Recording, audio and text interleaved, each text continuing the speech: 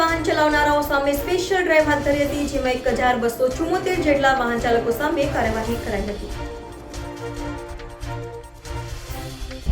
Wrong side વાહન ચલાવનાર 1274 વાહન ચાલકો સામે કાર્યવાહી કરાઈ છે, જેમાં 830 રોંગ સાઈડ વાહન ચાલકો વિરુદ્ધ કેસ કરવામાં આવ્યા હતા. સૌથી વધુ વરાછા મેઇન રોડ ઉપરથી રોંગ સાઈડ વાહન ચલાવનારા દંડાયા હતા. તો વાહન અકસ્માત અટકાવવા માટે રોંગ સાઈડ વાહન ચલાવનાર સામે સુરત ટ્રાફિક પોલીસની લાલાક કરી છે અને રોંગ સાઈડ વાહન ચાલકોની શાન ઠેકાણે લાવવા શહેર પોલીસ કમિશનરે વિશેષ અભિયાન હાથ ધર્યું છે, જે અંતર્ગત 25 ટીમ બનાવવામાં આવી હતી અને રોંગ સાઈડે વાહન ચલાવનારાઓ સામે કાર્યવાહી કરી હતી. આજે ડીસીપી ટ્રાફિક સાહેબ તરફથી રોંગ પાર્કિંગની ડ્રાઈવ આપવામાં આવી છે, કારણ કે ઘણી વખત આપણે જોઈએ છીએ કે રોંગ પાર્કિંગમાં એક વાહન પડેલું હોય છે, બીજા 50 થી 100 વાહનના ટ્રાફિકનો ટાઈમ ખરાબ કરતા હોય છે.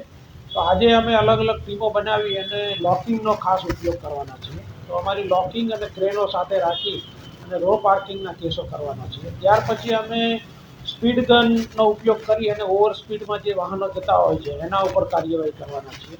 ત્યાર પછી અમુક ડીસીપી ટ્રાફિક સાહેબે એક વિસ્તાર નક્કી કરેલા છે, 2-3 વિસ્તાર, જે નવસારી બજાર છે, માન દરવાજા છે, આ ટાઈપના. તો ત્યાં અમારી સંયુક્ત ટીમો કામ કરી અને જે અમુક ઘણા લાંબા ટાઈમથી જે વાહનો પડ્યા રહે છે અને જેના કારણે રસ્તા ઘણા બધા સાંકડા થઈ ગયા છે, તો આવા રસ્તાઓ ઉપર હ્યુજ એન્ફોર્સમેન્ટ કરી અને રસ્તાઓ ખુલ્લા કરવાનું આયોજન કરવામાં આવ્યું છે. અત્યાર સુધીમાં કેટલા ઉપર કાર્યવાહી કરવામાં આવી છે?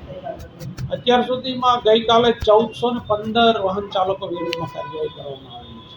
લોકોને શું અપીલ, શું સંદેશ પાઠવવામાં આવશે? લોકો તરફથી સામાન્ય રીતે પકડવામાં આવે એટલે કે સાહેબ હું નજીકમાંથી જ આવેલો છું, હું ઇમરજન્સીમાં છું, હું દવાખાને જઈ રહ્યો છું. પણ લોકોએ સમજવાની જરૂર છે કે તમે આજે ખોટી બહાનાબાજી કરવાથી તમે તાત્કાલિક બચાવ કરી શકો છો, પણ જો મોટો એક્સિડન્ટ થાય તો એમાં પછી કોઈ સ્કોપ રહેતો નથી. તો આવી ખોટા બહાનાબાજીથી બચવું અને દંડથી પણ બચવું, નિયમનું પાલન કરવું જોઈએ, એ એકમાત્ર વિકલ્પ છે સ્મૂથ ટ્રાફિક ચલાવવાનો.